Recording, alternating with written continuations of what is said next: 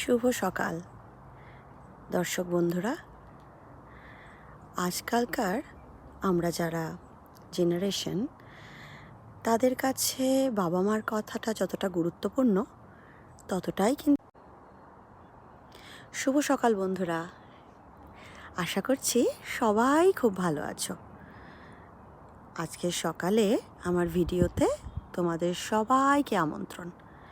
আজ ভাবলাম গোলাপ ফুলের গুচ্ছ দিয়ে তোমাদের সবাইকে আহ্বান জানাই আমার এই নতুন ভিডিওতে। জানো তো, আজকালকার দিনে আমরা যারা আমাদের জেনারেশন বা আমাদের আগের জেনারেশন বা আমাদের পরের জেনারেশন যারা, তাদের কাছে যেমন বাবা মার কথাটা গুরুত্বপূর্ণ, আত্মীয় স্বজন বয়স্কদের কথা গুরুত্বপূর্ণ, ঠিক ততটাই গুরুত্বপূর্ণ ইউটিউবারদের কথাগুলো।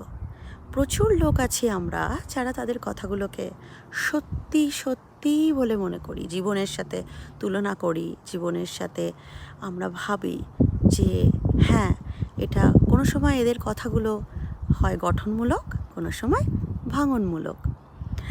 ঠিক তেমনই আমরা যেমন এই ব্যাপারে কিছু সময় কনফিউজড হয়ে যাই যে কোন ইউটিউবারের কথা শুনবো, কোন ইউটিউবের কথা শুনবো না, ঠিক একইভাবে কনফিউজড হয়ে যাই বন্ধু নির্বাচন করতে গিয়ে। বিশেষত সেই সকল বন্ধু যখন আমরা চাকরি সূত্রে নতুন কোনো বন্ধু করি বা এক জায়গা থেকে আরেক জায়গায় যাচ্ছি, তখন নতুন কোনো বন্ধু করি। সেই বন্ধুদের তো আমরা চিনি না ছোটোবেলা থেকে, আমরা বুঝতে পারি না।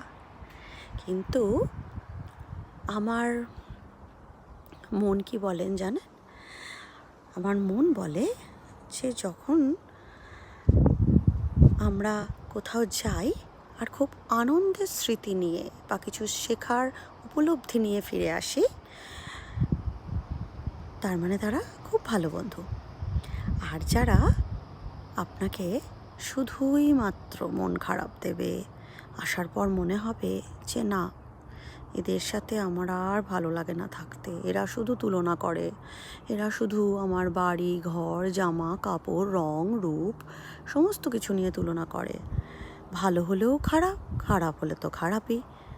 তখন দেখবেন মনটা কীরকম খারাপ হয়ে যায়। আমারও হয়, কিন্তু একটা জিনিস বুঝতে পারি, যে এরা আসলে বন্ধুই নয়, শুধুমাত্র আপনার বা আমার টাইম পাস। তবে এটা বিবেচনা করতে হবে টাইম পাসটা ভুল না ঠিক। ধন্যবাদ।